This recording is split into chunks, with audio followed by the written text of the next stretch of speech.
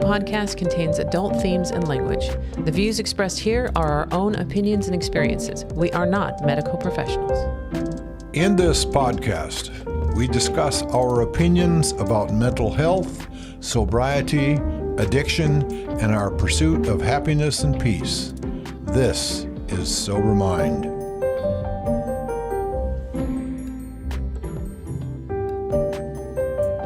Oh, yeah, everybody. Whoop, whoop.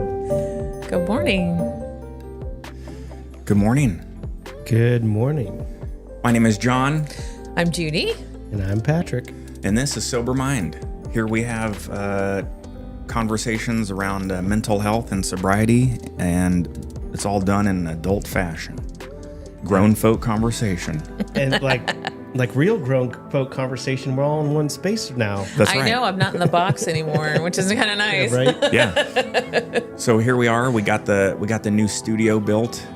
This Patrick was a labor of, I don't know if it was love or not, man. We gave ourselves a very abrupt deadline by saying, "Hey, we'll get it done by next Saturday." And luckily, I was on vacation, but it was a ton of work. It is a feet. This actually, there was one point where it actually threw me into an anxiety attack. Almost passed out. It was brutal. I had Judy helping me hang the sheetrock, and when we had to move that beam, that steel I-beam up there, she's like, "If it falls onto your head, it's gonna kill you, and you're gonna die." I'm like, "Yeah, probably. So don't, just hold steady." Right? She's like, Don't blink. "Yeah." Oh man, I turned white as a sheet. I'm just hands ice cold. Not good. I feel very different now. This is kind of a whole new. I don't know how to get started. It's a new dynamic. Yeah, for sure. Okay. Well, Welcome to our new studio. yeah, welcome to it. Okay. Well, should we start with gratitude? Yeah. I need a breather. Have you started the Podbean room? Yes, it is Okay. all started. Recording started here. If you're listening to the podcast, please go to youtube.com /@sobermind and subscribe. We'd really appreciate it. Nice. Yes. Because, well, I'm not going to get into it again.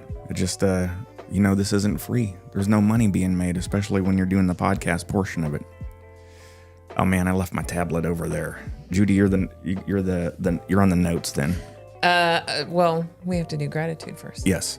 Okay, I'll jump in with the gratitude. So today's topic of discussion is going to be depression. The big D, Just that. And as Patrick said. the big D. So what happened was, we've talked about this before, but I think it bears repeating. It's a big deal. I posted a short the other day that got like 5,000 views. It was pretty popular, and it was just me saying, "Hey," it was titled a 5-minute depression fix. And this is something that I read before, and I've tried to really incorporate it into a lot of things, and that is, Wait, is it a spoiler alert? Is it a downward dog? Sorry. it Just is go not. meditate it out. It's Right. fine. So, basically, it is, if you're stuck in a rut, especially when you're suffering from clinical depression, try to set a timer for 5 minutes and engage in a task for 5 minutes, and you'd be surprised at how quickly you start to build up a little bit of dopamine, and you start to develop a little bit more desire. Now, are these tasks that said person enjoys, or just any task? Just anything, it's shit. Okay, let me back up. The comment so I posted on there to set a timer for 5 minutes. You only, when you do the YouTube shorts, you have a 15-minute window where you can make these quick shorts. So a lot of good comments. People are like, "This is what I needed. I'll try this. I'll check it out." I was like, cool. Some some dude on there, of course, the trolls of the earth posted, but I know he was kind of serious. This is what's frustrating about the misconception of a lot of mental health issues. He's like, just get up and go to work. When you're doing a million things, you don't have time to be depressed. I was like, oh my God. Unfortunately, that does not work. You have these feelings. Let's take them and put them in the bottle. Cram them all in. Right. Yeah. So, that's I wish that I had the desire. Okay. Well, I don't want to go down a whole rabbit hole about Go myself on this, but there are doctors out there, Patterson, Jordan Peterson, he had a patient once. He's like, the exercise that I gave this person was, since they couldn't get out of bed in the morning during their wildly depressive episode, was to practice just simply sitting up on their elbows. Just get up a little bit that much.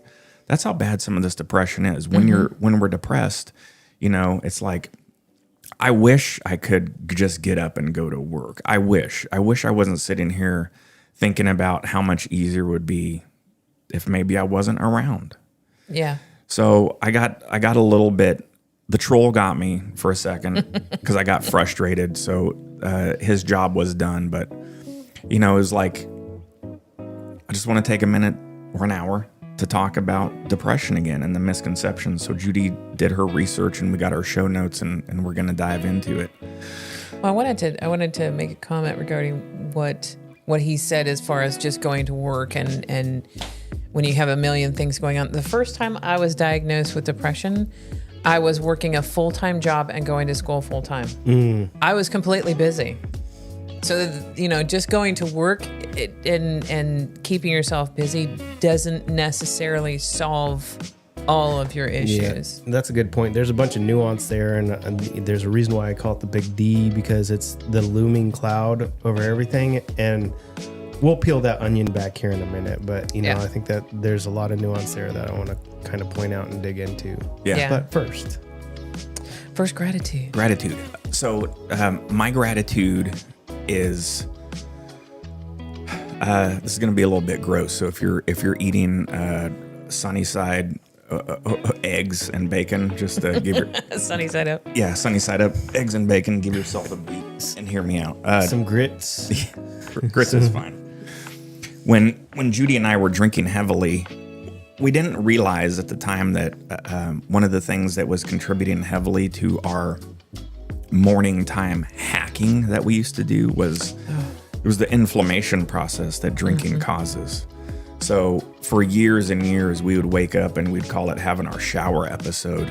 From the minute we would roll over in the morning, we'd be in the shower dry heaving and coughing really hard. And it's just, our bodies are congested and inflamed. And we'd always chalk it up to, man, I always got allergies, or man, I ate way too much cheese and sausage last night. We couldn't blame smoking because neither one of us smoked cigarettes. Just ignore the 1 or 2 gallons of poison that you imbibed the night before.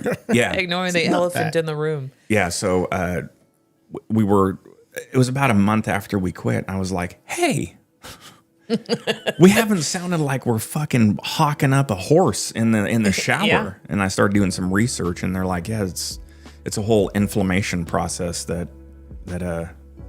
starts to go away once you quit drinking. So I was like, sweet. Anyway, so I got gratitude for that. Another bonus of not drinking, another health side effect. Nice. That's a good one. All right. Judith, gratitude. Give me a second. You go, Patrick. I have a weird one today. I was out on a run this morning, and I realized I have a lot of gratitude, and I want to be very careful wording this, but for the drunks in my life, meaning like the ones that I've known, had ironically, the few that I knew ended up being mentors in some capacity, for their other skill sets and everything. And, I looked up to them for a lot of reasons, but they also had, issues with drinking that to the degree that it was very visible. And I hope they find solace where they're at now, some sort of peace. But I don't want to like hold them up as like, oh, I'm thankful because they're just a perfect cautionary tale.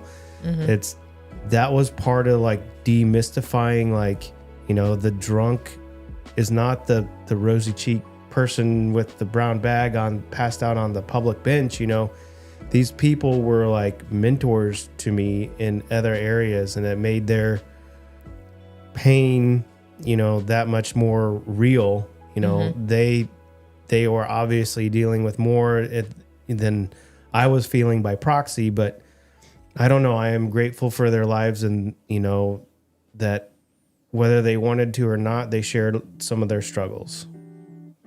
So that's a good one. Yeah. Thanks for sharing that, Patrick.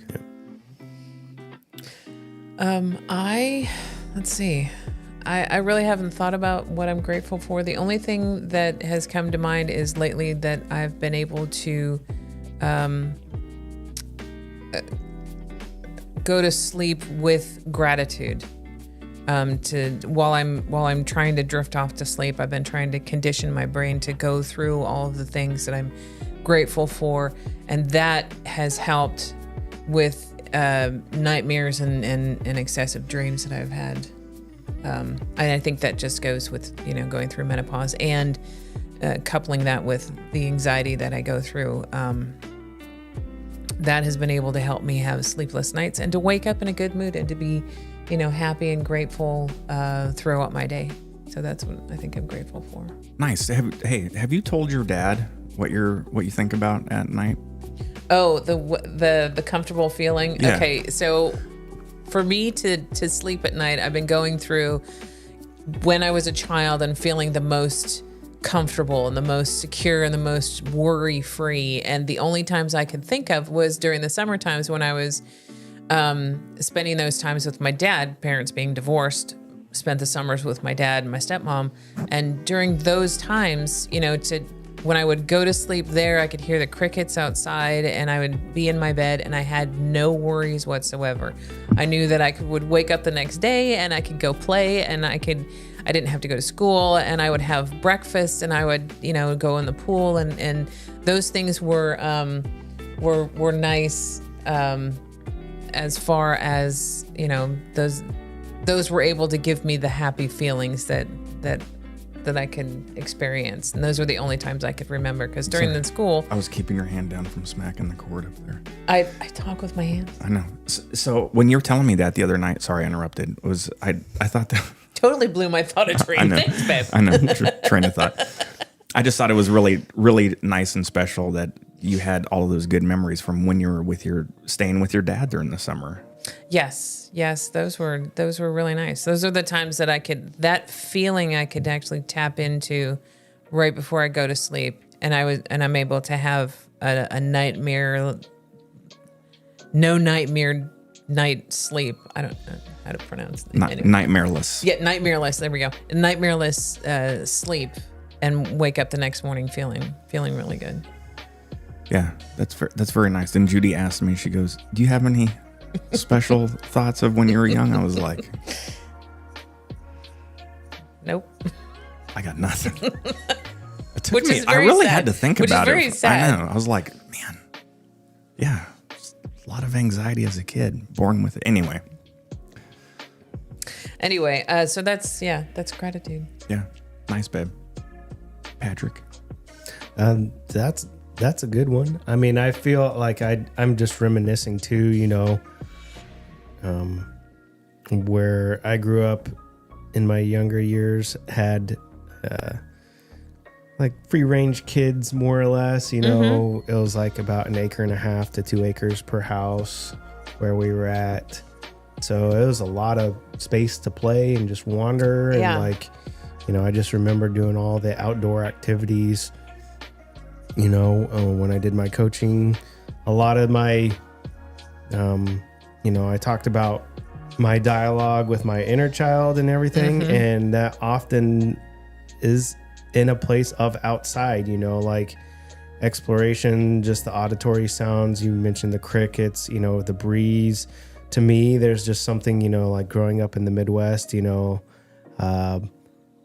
feeling that like in the springtime, that cool breeze with that thunderstorm rolling in off on the horizon. Oh yeah, the those low are the rumble, best. the crackle of the, like it's amazing how many of these cues can put you together. We've talked about behavior many times on here, and it's nice when you have that empty space to bring up those positive ones, because if you are in depression or have anxiety, your underpinnings, are catapulting you. As much as you want to just escape the day and just wind it down, you're like, all right, I'm done with the day. I just want to fucking go to sleep.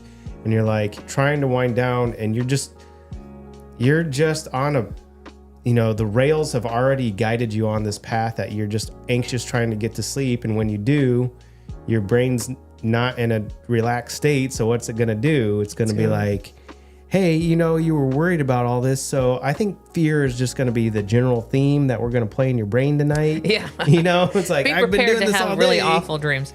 Yeah. So it's nice. I'm very thankful for it. I always find it intriguing that a lot of for many people, it's not for everybody, but for many people, those outdoor auditory cues are often linked with positive feeling and positive emotions and everything like that. For sure. Yeah. For sure. So I wanted to give the definition of depression from the DSM, which is the Diagnostic and Statistical Manual for Mental Disorders. So definition, aka major depression disorder, clinical depression.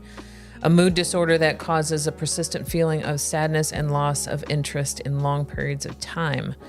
Depression is different from regular mood changes and feeling about everyday life. So basically, it's sadness and depression are two different things. You could be sad, but you usually snap yourself out of it. Depression lasts for, at least 2 weeks and longer, that you're stuck in that mood.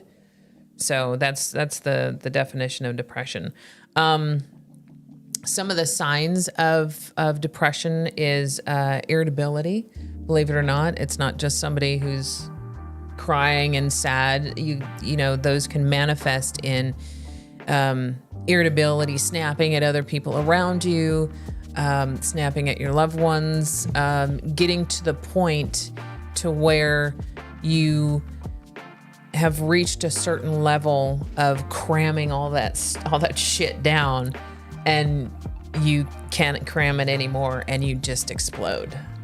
So, that's part of depression.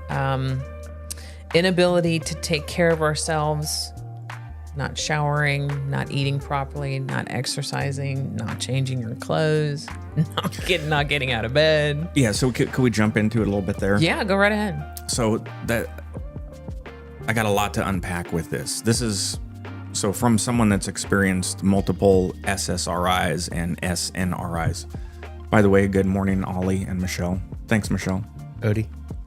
Did I say Audie? Ollie. Ollie. Odie. Baldur's Gate servers must be down again. I know. I need to figure out if we can increase the font just on that. But so serotonin, selective serotonin reuptake inhibitors and selective serotonin and norepinephrine reuptake inhibitors. So Effexor, Wellbutrin. I'm not going to go down the laundry list of all those. Like I said last time we talked about this, doctors have recently just started to say, we're not sure that shit actually works the way we thought it works. It's like, yeah. I don't think you know what you're saying. No, they all basically just numb you. Yes.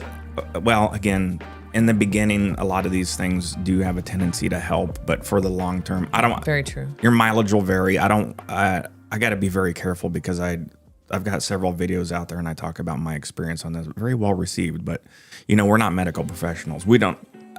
Every time I talk about this now, since I quit, I sound like I'm talking against SSRIs. I'm not. It just got to a certain point. Patrick and I have discussed there's no exit strategy for it sometimes, so that it's frustrating and some people do need them. Oh yeah.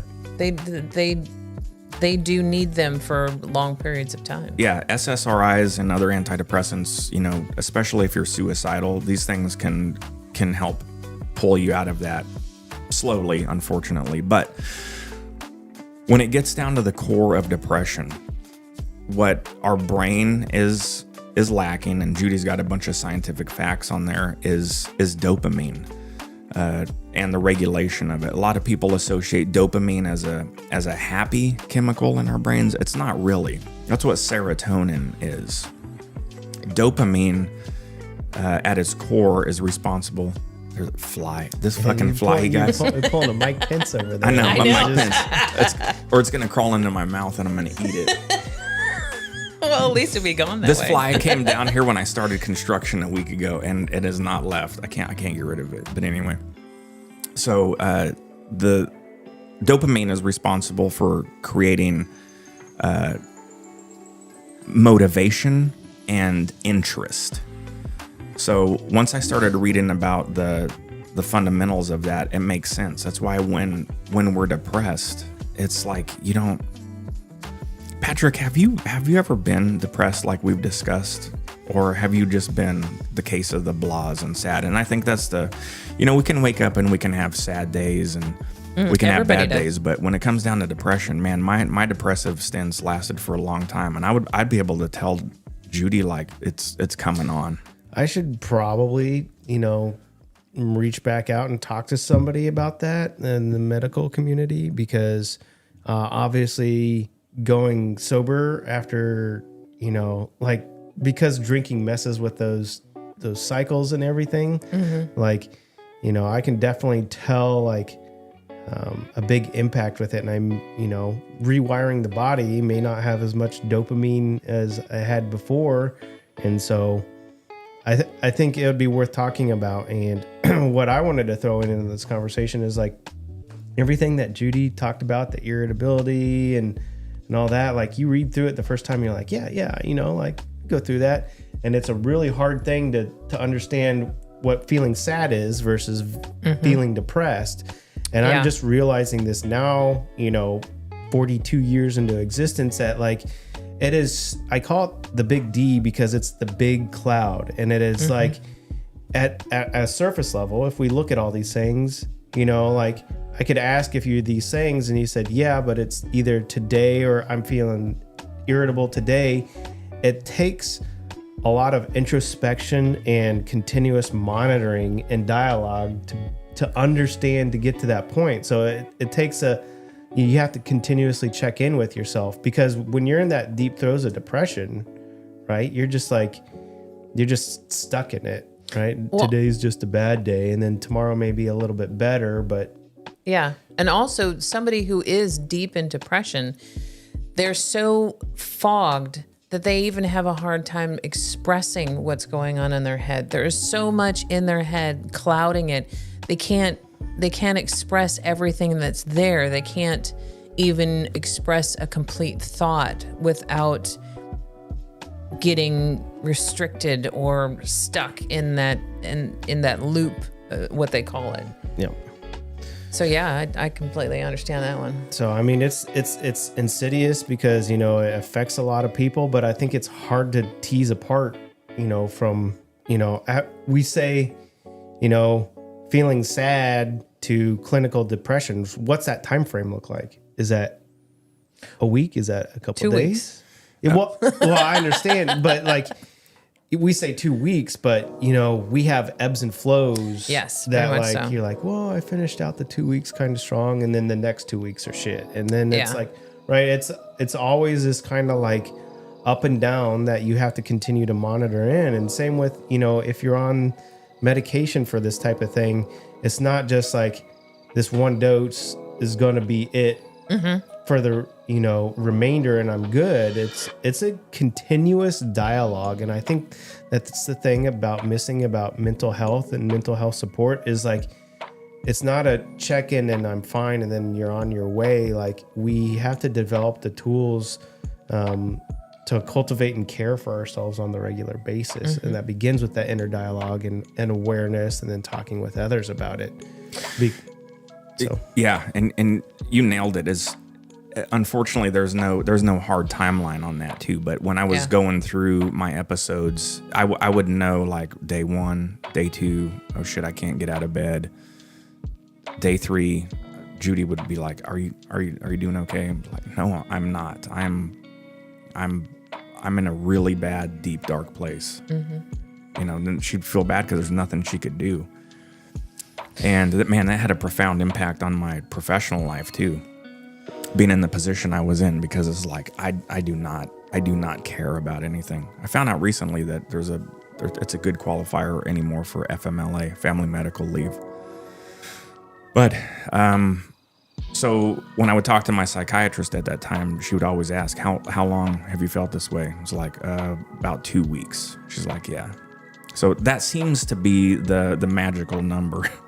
I don't know where they get it from, because being depressed for more than a day, it starts to really have a degraded effect on you, because it seems to get worse and worse, because you just start going into this feedback loop of, you know, oh man, I'm going to go to sleep.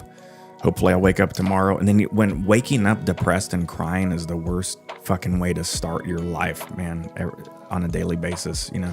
Yeah, I think also one of the things that also helps to decipher between sadness and depression is when it starts to affect your daily life. I mean, you can be sad but still go through your daily life and be, you know, do what you need to do. And when you get into that depressive state, you can't get out of bed. You can't complete tasks. These are things that are affecting your daily life. That's when it starts to get more important, more to where you need to start paying attention to what's going on.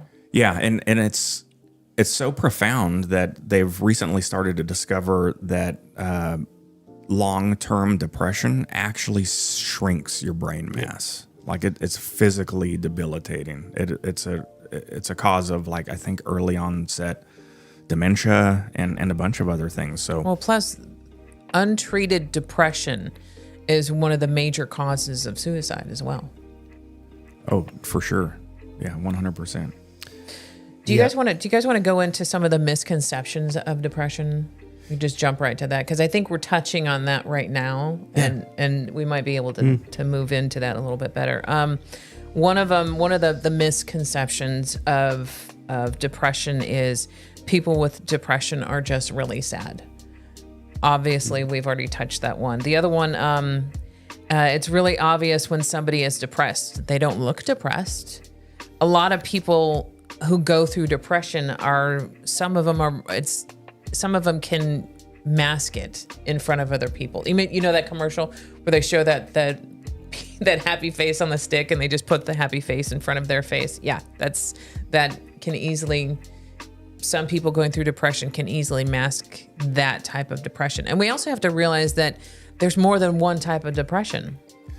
Yeah, there was times when I look back on some videos that we made when I was at like a 50% depression level. Mm-hmm.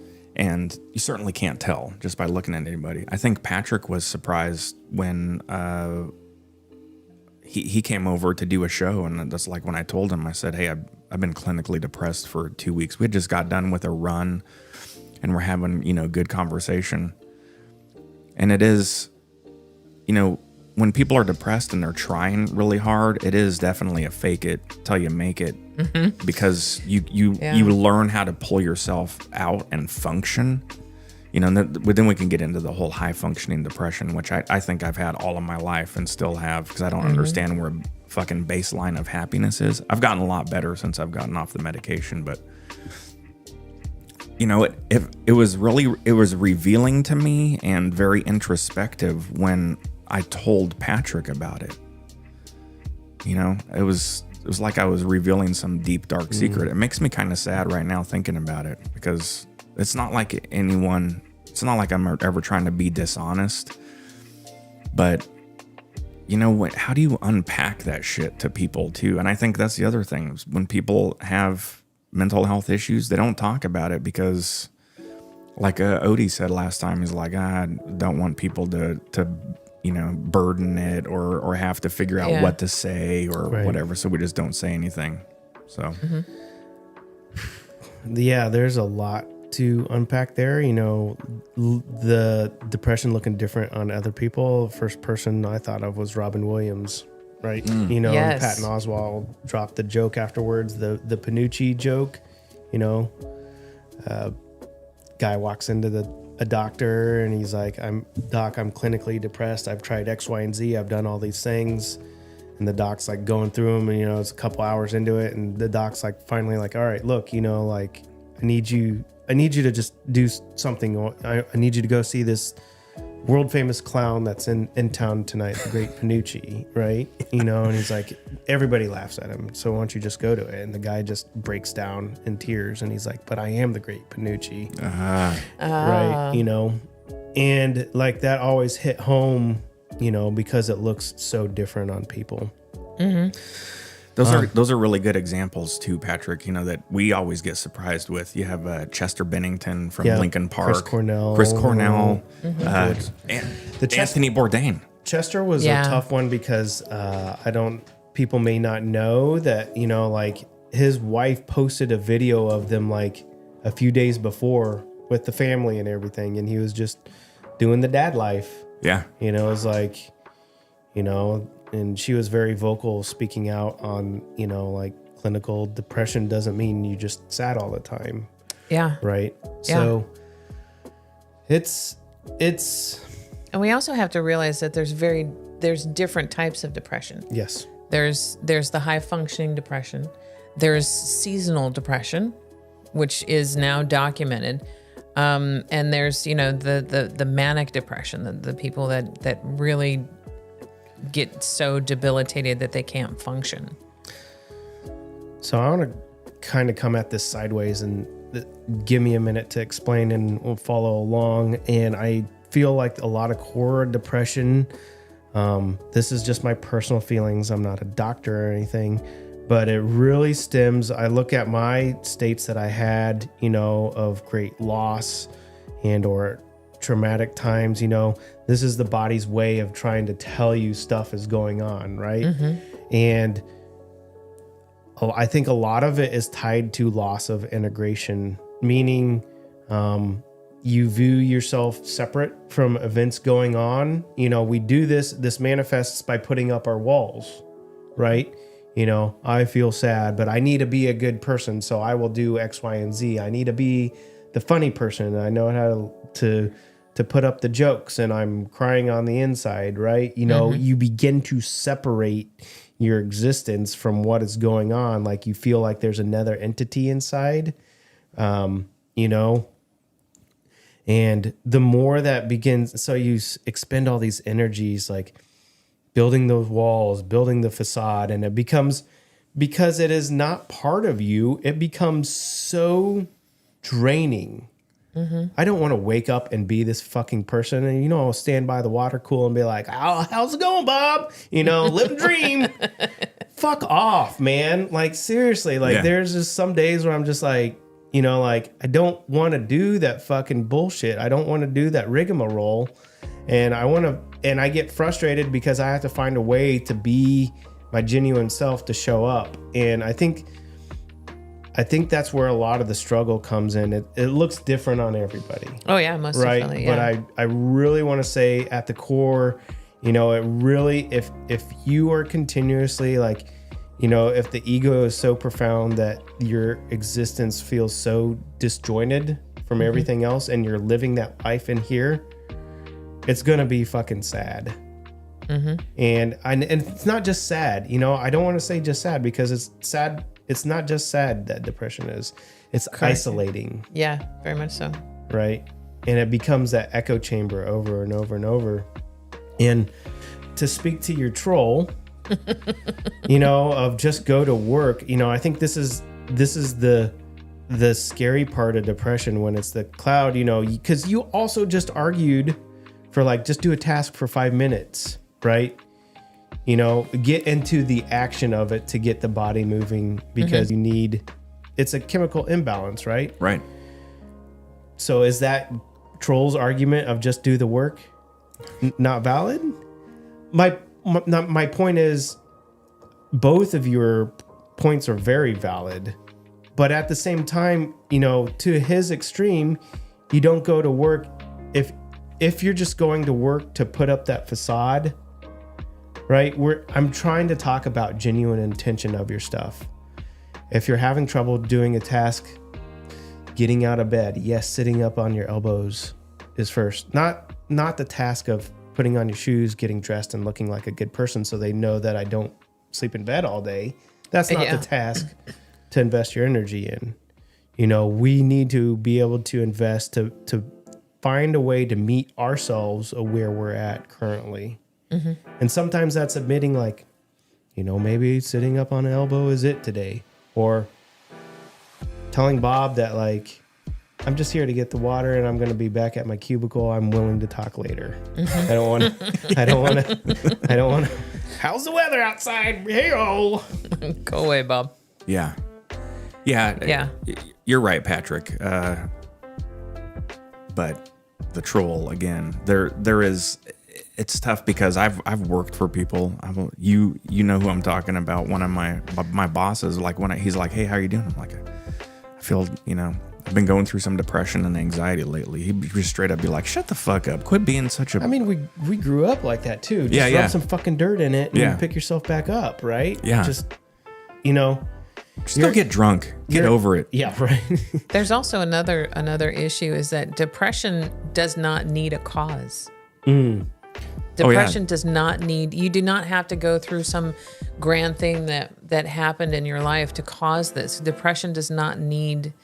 Now, granted, some things in your life that you go through cause depression, a loss of a family member or a loved one or something, drastic can cause depression. But not necessarily every depression that happens has a specific cause to it. Like trauma is, I'd say, the disconnect from one's feelings, right? Inability to process stuff. And that's why trauma looks different on many people. I would equate the same as I just said, that depression is loss of integration of self in the event, where you're trying to isolate yourself more and more. There was one Dr. Helen Maber I was watching, and she was talking about what effects happen in the brain when you get into that depressed kind of situation. And there's certain areas in the brain that toggle back and forth between your cortex or your action and you're doing stuff and you're thinking and you're processing to that one where she calls it CG25 section of the brain, to where you're just stuck in that specific depressed state. And the other cortex part of your brain doesn't toggle back into the action and the moving and the processing and the thinking. And you're just stuck there. So, I mean, they have mapped it out in the brain what actually happens when you go through depression.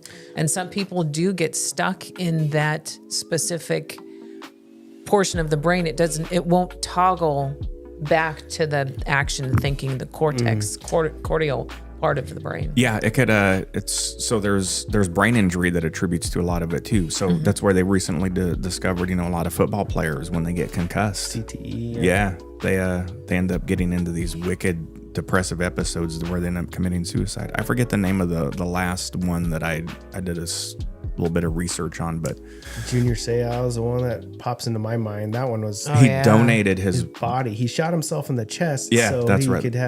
They could take a look at his. Yeah, he's like, I got to leave this planet. I can't handle it anymore. But please study my brain. So, I don't want to necessarily counter, but I think depression isn't necessarily good nor bad. What I'm trying to say is, I've also read that there's evolutionary traits why depression exists, because during those states, we have a higher intellect and higher introspection. Like basically it gives us pause to like think, so if we've been injured or have that trauma, we have that time to either formulate a plan or think about stuff a little bit more deeply. And we're not expending energies on just responding and sensory seeking at that point, right? But it's exactly like you said, Judy, if you cannot unswitch from that, like if your brain can't toggle back and forth. Right. If you can't toggle out of that, like what I'm trying to say is like these types of feelings are good in an ebb and flow in a yin and yang environment where you have the balance of it, right? We will have the blues, we will dip into like maybe a two week depressive episode. But if you can't toggle out of that, I think that's when, you begin to see the long-term effects, like the brain shrinkage and the stunting of behaviors, further isolation, right? Those are very... Yeah. There was, go ahead. So what are some things we could do? Well, I wanted to go over some more of the misconceptions really quick. One of them is some people mix up bipolar with depression, which is two different things. Depression, you stay in that state. Bipolar, you have those swings from the manic to the depressed. No middle ground. Yeah, it's one extreme or the other. Mental illnesses are not common. The World Health Organization states that at least 1 out of 4 people will have a mental illness. Good thing there's only 3 of us here. I kid. And I'm perfect. Yeah, so right. it's one of you that's all fucked up. Yeah. So those are just some of the misconceptions. There's other misconceptions out there like just take some antidepressants and that'll fix it. Well, no, that it helps, but it doesn't address the problem. It's not a magic, it's not a one pill fix type of deal that just doesn't work. So yeah. So what can we do to start to get out of it? I'll go first. Go for it. Downward dog. I've been there. Yeah.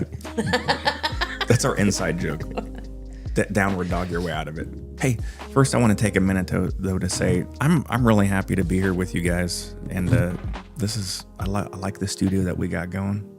Heck yeah, this is nice. This is awesome. Dad brought these flowers this morning. Thank you, Dad. I'm very proud to be here with you guys. Thank you, Patrick. I am too. Okay, so what can we do? Let's talk about some real world experiences. I noticed this time of year with your dad. He'll start to get into a funk, we call it. He gets the blues, and if we don't do something to attack it, he starts to go downhill pretty quick. And so the example that I like to throw out there is, I know it sounds super cliche, but it is get your body moving and your head will start to follow a little bit. So the truth is there. It doesn't always work for some people. Some people who are stuck in the CG25 section of their brain cannot get out of there. Oh, I know. And what worked yesterday or the week before may not work today. Oh, I know. But the first thing doctors will ask, and psychiatrists especially, is what's your exercise regimen like? Again, hold on, I feel like I'm gonna get attacked through the interwebs. I'm a proponent of saying there's no easy fix to this. I've been through a lot of them, but what helps is to start to move your body. That's why I like to throw out there I've laid there in bed like nothing's gonna fucking help. I start crying. I'm like, I just can't. It's not gonna be good. But if you can roll your legs off the bed, strap on your shoes, do that for 5 minutes. If you make it to the door, then great. If you don't, then start again tomorrow. But if you can get outside and start to move, you're not gonna get outside and be like, I'm super fucking happy and there's a rainbow above me. Because dopamine doesn't work like that. But before you know it, you've got a little bit of inspiration and motivation and desire happening. And once you can start to build those up a little bit more and keep doing that, you're not going to be out of your depression by walking down to the fucking mailbox. That's not what I'm saying. But you can be on your way out of depression. You can be on your way. And next step is talk therapy. Talk to someone. That's what I was going to say. Go seek some help. I know it's easier said than done. And, all 3 of us here are very privileged that we have medical insurance and resources and things at our disposal that we're able to go take care of this stuff with and even start the journey. I know there's some people on the chat that are not that fortunate. And they're just like, shit, I'm trying to figure out how I'm going to eat next week. But I'll speak to your behavioral motivation there. You know, we've talked about this many times before, and you just highlighted how the dopamine is your motivating factors, right? And when we're learning to cultivate a new behavior, you know, there's a difficult point where, you know, it's like running or working out. There comes a point where you have to learn that, you know, if you're on that goal, like waking up on the days and doing the workout when you don't want to, you know, you have to learn to work out when you're not motivated, right? If you're on that goal. Mm-hmm. And I'm not trying to say just grin and bear it and say, hey, thanks, Bob, I'm going to get my reps in. What I'm trying to say is, to your point, John, is the motivation follows action a lot of times, you know, especially with the bodies. It's a chemical thing. Give yourself the grace to understand that, you know, just because you don't want to do it now, you know, and at the same time, that doesn't mean like if I get up and move, I'm ready to run a marathon. Walking to that mailbox, I've talked about crushing a bag of Reese's is a win when you're trying to get sober. Mm-hmm. I remember after my brother passed, waking up and making my bed and brushing my teeth was the big win for the day. Yeah. And you know what?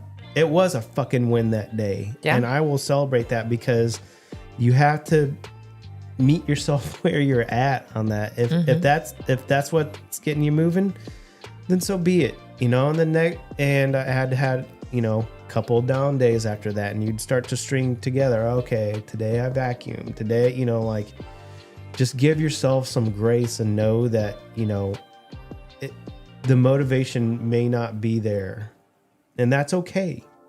And that's okay. Yeah. Yeah. I wanted to say two things actually. The first thing is people who are depressed don't choose to be depressed. This is not a choice for a lot of people that go through depression. And the second thing is reach out to people, because there are people out there that do love you, that will try and help you the best way that they know how. Whether it's being able to go to a therapist, or if it's just a family member, or if it's anybody, a friend, anybody, reach out. Don't stick in your little box and stay, you know, in your little corner because you think you're all alone, because you're not. There is, they said that nobody is immune to depression. 15% of the adult population will experience depression at some point in their life. So everybody has, not everybody, but a good portion of the population has experienced this before. So there's people out there that know what you're going through. So by all means, reach out for help, because there will be somebody there to help you. Yep. I also think of, there's a quote by Jim Carrey. You know, he's talked at length about depression before, believe it or not. Mm-hmm. And he absolutely says, he's like, look, exercise. He goes, I hate the people that are going to say, like, you know, just start exercising and you'll work your way out of it. Yeah. And he goes, but to be honest, if you're not eating healthy, if you're not exercising and you're not engaged in certain activities, you're not giving yourself a fighting chance. Right. Mm-hmm. And I think that was one of the early quotes that I realized, like, you know, I've talked about, you know, we talked about reaching out to suicide hotlines last episode. Mm-hmm. Like, I love everybody that's listening to this that wants to better themselves. I love everybody else that's not listening to this and just wanting a chance to better themselves. Take that little seed and grow it to, like, you are your best advocate. Mm-hmm. You got to learn to fight for yourself some days. And that begins by maybe putting on your shoes and making your bed. Making your bed. Brushing your teeth. You are worth it. And, like, learning to suck at something first is the first step to getting good at something. So, you know, maybe calling up your mom or a loved one, or, you know, maybe just talking to that neighbor about, like, how today sucked. You know, it may not be perfect, and they may not perceive you the same way afterwards, but you know what? Fuck it. This is the one life that we have. And until we can begin to learn to articulate those feelings better, You know, it will come with time. Yeah. Don't worry about it. There will be other opportunities.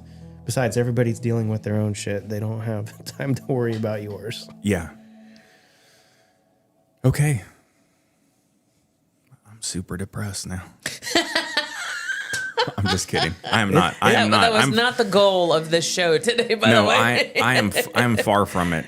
Just, you know, I know I've said it before, but man, being in those episodes where I was for so long was just a fucking nightmare. Yeah. So it's been real pleasant being able to be on the other side of it and be able to talk about it. Well, it also made me realize that I've probably had longer episodes than I originally thought. And I probably have dealt with depression a lot in my life. And, you know, I'm definitely, I need to check in more regularly on myself with that. Yeah, You know, that's always a good thing. It's a very, I think when you said, oh great, now I'm depressed, you know, I think that just goes back to what I was trying to say is like, it's the big looming cloud, and it is so hard because it gets, you know, blurred in with, you know, everyday activity, and it takes time to just tease all that apart. And some of us don't have those tools to do so. And so another thing is that depression isn't biased. It right? It don't give a fuck. It doesn't care if you're male, female. It doesn't care what color you are, what gender you are. It does not care whatever. Abraham Lincoln was depressed. Albert Einstein had depression. So I mean, it's not restricted to just everyday Joe. I mean, these people were high achievers in whatever they did, in what they did, I should say. But they still suffered from depression. So it's not, you know, it doesn't matter. It doesn't care who you are. It'll hit you. You just got to be able to work with it, to work through it, and to come out on the other side better, hopefully. Yeah, there's one more thing that I found recently, you know, and that's really helped. You talked about talk therapy and stuff and just talking to people. Yeah. And I talked about this in a previous episode of learning to like just hold space for others. Meaning when I talk with somebody and they're going through a tough time, it still does. And it's still an exercise for me where I don't have to put on the cape and solve the problem. You don't have to what fix I have it. to realize is like meeting them where they're at, like the gift of the conversation of just dumping that shit out and leaving it there and just being able to talk about it may be the gift in itself. You don't have to fucking solve everything. Right. You know, like, and that is what I'm super thankful of, you know, like for our podcast here, I got to like blather on how I, you know, feel about crazy things and, you know, may not have had the time to sort through it into other areas and unpack stuff. Like it doesn't necessarily have to be solved or made better or whatever, you know, the fact that, you know, just having the space to learn to articulate it, I think is very, very awesome. Yeah. It's a healthy form of mental liberation, if you will. And I think, so to your point, just being able to figure out a way to start to get it out of you is I think a path to getting a little bit of that healing in. Yeah, it also helps you to understand what's all the stuff that's going on in your head, because a lot of people that are going through depression are not there's so much stuff going on, and that inner voice is just nagging and nagging and nagging. And so for them to be able to talk to somebody about it and get it out, my earphones are falling down my head. Yeah. For them to be able to talk to somebody and get it out, it helps them to kind of put it in order, and so that they can understand a little bit more of what's going on in their head instead of just the constant, you know, nagging. I have this like image, you know, we talk about samskaras, you know, these are items that our identities hold on to, you know, when we run into incidents or events, like these are thoughts that stick with us. Oh, that person wronged me because they cut me off, right? And it's because they didn't see me, right? or other items like, or, you know, I felt this way because my brother did something, or I felt this way, you know, it all relates to our identity and ego. And these are called samskaras of what we hold on to. And we base our thoughts based around how we expect life to unfold, right? And our identity is really tied to that. And so I see us when we retreat inward and we're just left with our only thoughts, that we're just collecting these over and over and over. So I feel like a little golem, you know, going into these episodes. Like, you know, once was this hobbit, you know, this kid that like loved to play outside and listen to the crickets and the thunderstorms. And then like over time, you're just collecting these samskaras. And I'm just like, now this, you know, drinking, waking up in the morning, you know, my hacks were like, call him, you know, right? Yeah. Like that is the physical manifestation of like taking all this garbage on, right? And we just can't process it. Like we're using other ill coping mechanisms and habits to just try and survive of this garbage that we've just collected throughout our life. Yeah, So- when the brain doesn't know how to deal with all that stuff, you end up with It tries to shut down and go into standby mode, i.e. Yeah. depression. Like I don't want to do anything else because I'm so, you know, so encumbered carrying this shit. Yeah. you get stuck. You get stuck in that that state of paralysis.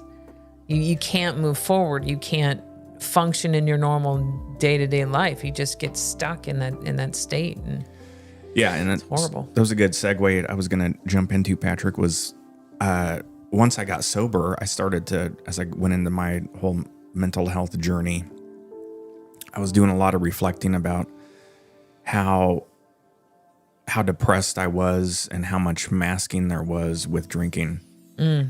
Yeah, a lot. I never went into it with the intention of, oh man, I'm depressed, I'm going to get drunk. It was, for me, it's difficult to articulate because I was in a steady state of always some, you know, blood alcohol level. But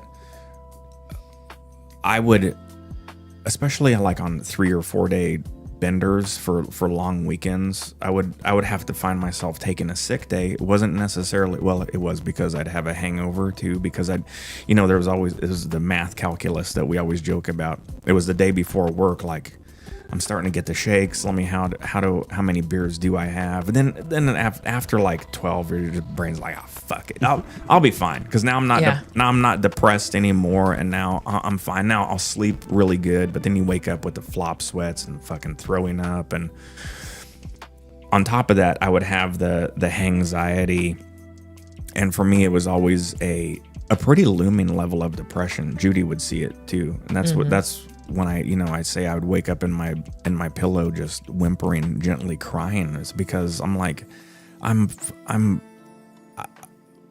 what am I doing to myself? I'm doing this to myself, and I'm so sad about what I am becoming and what I'm doing and how I'm impacting my wife and my relationship while she was, laying next to me going through the same thing. Mm-hmm. And then again, it's just, you get into that recursive feedback loop of, nah, I'm all fucked up. I'm depressed. I'm sad. I'm fucking hungover. I'm going to take a sick day. I'll only have 12 beers before 2:00 today. Yeah. Fuck it. 18 pack later. Off to Casey's to get another case. And it's just this, while I'm feeling, I remember the feeling that I would have of starting to become drunk, but still sad. Mm-hmm. I don't know if I was depressed or not. I can't dissect the multitude of feelings. I was fucking blistering, Yeah, you were pickling yourself. Yeah. Putting yourself in stasis. Yeah. Just what a mess. Good thing we got sober. Yeah. Okay. But like I gave gratitude for those that, I knew with the problem. Like, I think we also have to give ourselves the grace that we were doing the best we could with the tools available. With what we had, yeah. Like I didn't know how to say a lot of that stuff, and I didn't know how to deal with that stress. So, the reprieve of drinking was the best I knew, and that wasn't going to end well, but at the same time, I don't know. It's a very bittersweet thought for me, right? Because I can't be angry at that person doing that, because in there was that one person, as much as I was withdrawing from the pain of everything and isolating myself, there was another part of me like yearning to learn how to reintegrate and, be happy again. And like, so we're of dark and light, and just learning how to embrace all of it, I think, is important.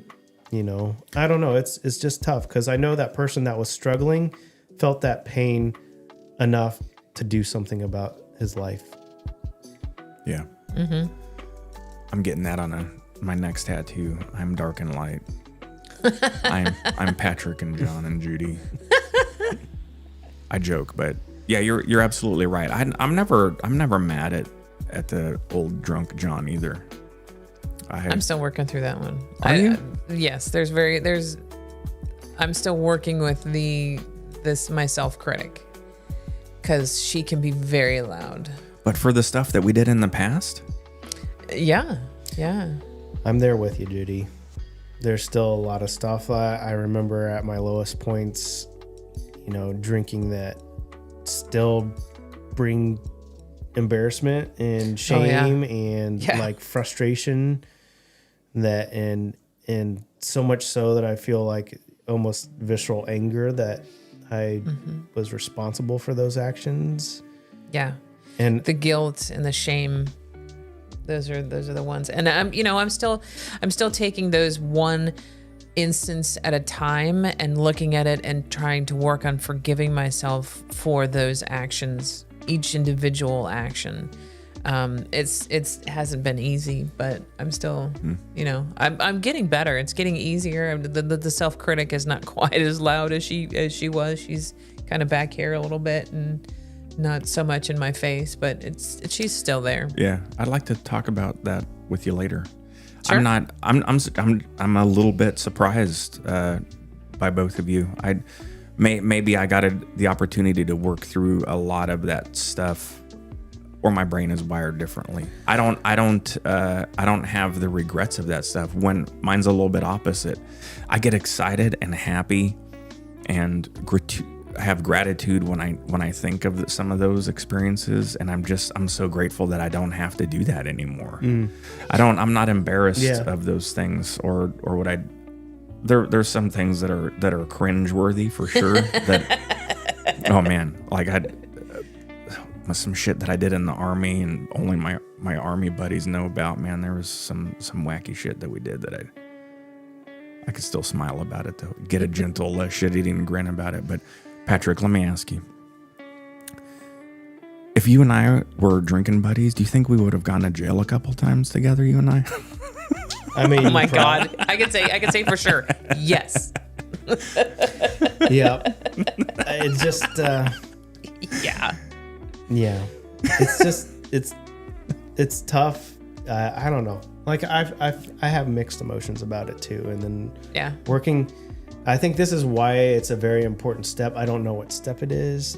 My AA folks are going to have to remind me, but amending for your sins and seeking forgiveness, where you write your letters to those that you've wronged, isn't necessarily an exercise in seeking their forgiveness, but learning to expel and forgive yourself first and, move on from the past, and then also taking responsibility for your actions is a very important step in that. So very much so. I think when I think back on those, it just takes time for me to unpack those. The ones that I still feel embarrassment or shame or guilt about, that's just a reminder to me, like there are still things that I need to, my samskaras that I need to let go of, right? Of what is it about that event that, still causes pain inside of me that I have to take responsibility for and make amends for. Yeah. I tell myself a lot, well, you wouldn't do that now. No. I mean, I So thought you're a better person now. You've learned. You've grown. You're an adult now. You wouldn't do that same behavior now that you did before. So you have to give yourself credit for where you've gotten now. And I think that was the scary part about getting older and being an alcoholic was a lot of those events that I feel about were early in my drinking career. And I would say I became a happier drunk around people, always looking to have a good time. But at the same time, the frequency increased more. The weekday evenings of, when I was around people, definitely, but the solo drinking increased. And then the downtime for all the anxiety and putting yourself in the wrong body situation afterwards just started to accumulate afterwards. But when I was drinking, I was a happy drunk. In fact, I got chided and teased a lot because I was I love you, man. I love you, because I didn't know how to fucking say that when I was sober. Yeah. Because, that's a hard one. A grown man doesn't tell another man that it's like, how do you begin to articulate like you really appreciate the relationship, especially if you're just like hanging out with a bunch of dude bros doing dude stuff, like it's like there was a lot to unpack there for me, but Yeah. I am not angry at the past Patrick by any means. There are events that I still get hung up on and that evoke a lot of emotions, and that's just letting me know that I have to Still have work to do on those. Yeah. work to be done Yeah. that I get to do. That's right.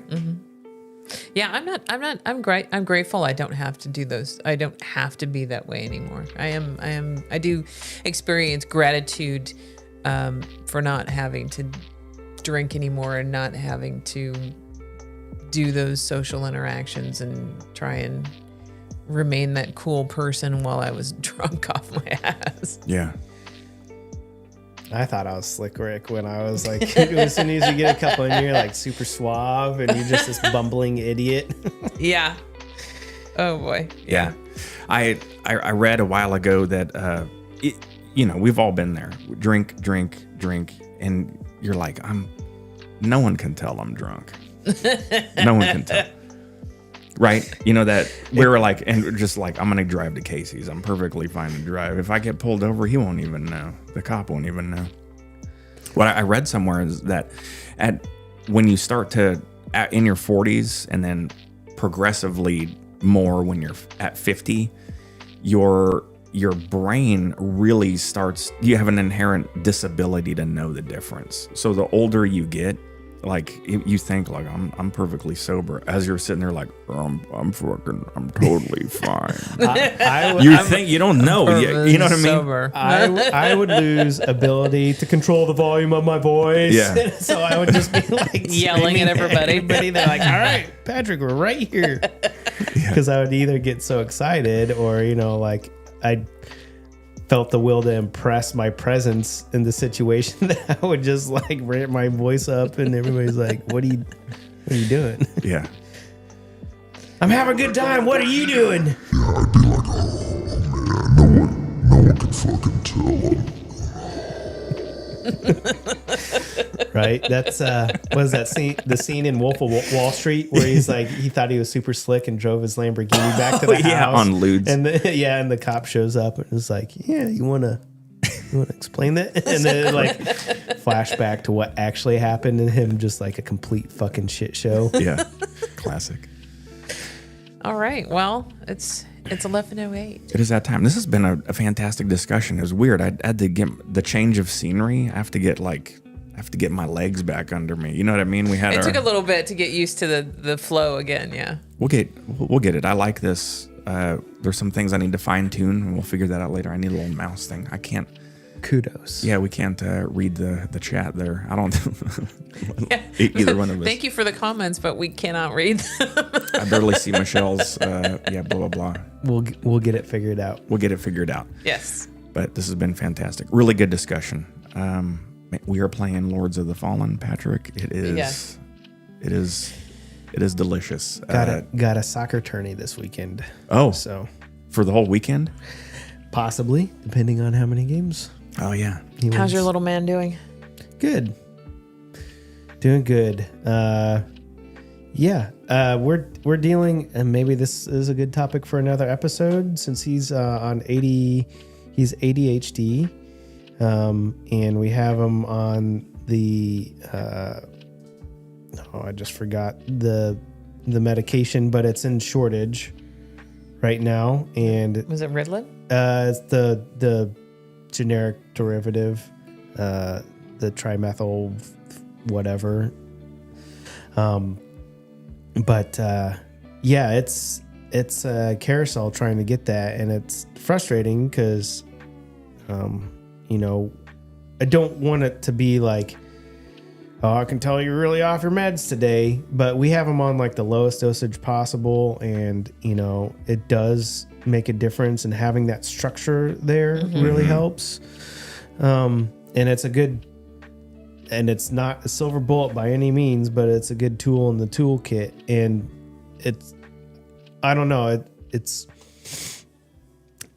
a tough thing to work through as well, because just either you want to have it and work through it, and then work through how to manage it and or find that exit strategy.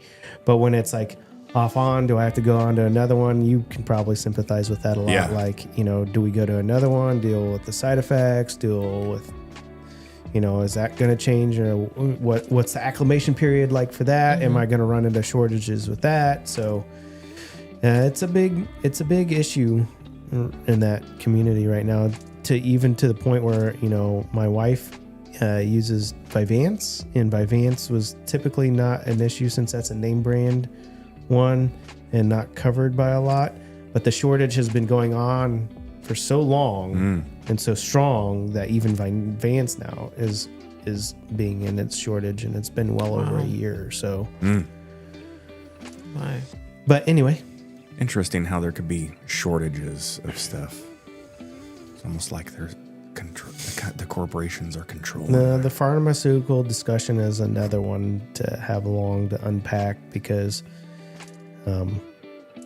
there's a lot of things I disagree with, but also the system is set. They're not doing anything wrong that the system is set up for. Right. Yeah, So there's a lot of things that we need to address culturally and sociopolitically to begin to kind of approach that situation. So the dialogue. Yep. This is what we're here for, to put the space out, because it's not going to be like, hey, I got the answer, let's do this. It's the one thing, it's super easy, right? We're going to have to fucking talk about it and sort it all out. And, because people have different feelings and attachments to it. So. Yeah, for sure. Okay.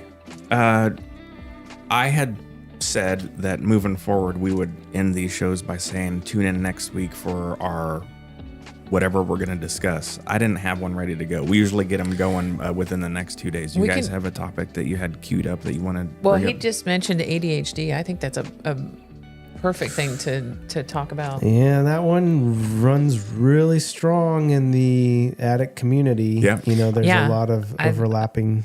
I'm all about it. traits. So why don't we do I love ADHD me some stimulants. ADHD I'll next. tell about my truck driving days. On the crosstops. Yeah. Oh, good Lord. Yeah, we'll do that next weekend. Okay. We'll do the ADHD and how that relates to addiction. Okay. Yeah. So tune in next Saturday. We're going to talk about attention deficit disorders and the like. So, okay, let's go ahead and wrap up the show. This has been really nice. Thank you very much. Yeah. Thank this you has been very really much nice. for creating this space. Yeah, it's a good space. It's a good space. You guys, a lot of concrete drilling. So many concrete holes. Okay. So much dust. Yeah. Tons of dust. All right. Remember, everyone, be kind to yourselves. Be patient with yourselves. You are loved. Give Have yourself grace. grace. If you or someone you know is struggling with mental health, please contact the Suicide and Crisis Hotline at 988. Also, if you need help with addiction recovery for yourself or someone you know, please check out Al-Anon. Be kind to yourself. Be patient with yourself. You are loved. You are loved. All right. See y'all next weekend. Bye. Take care.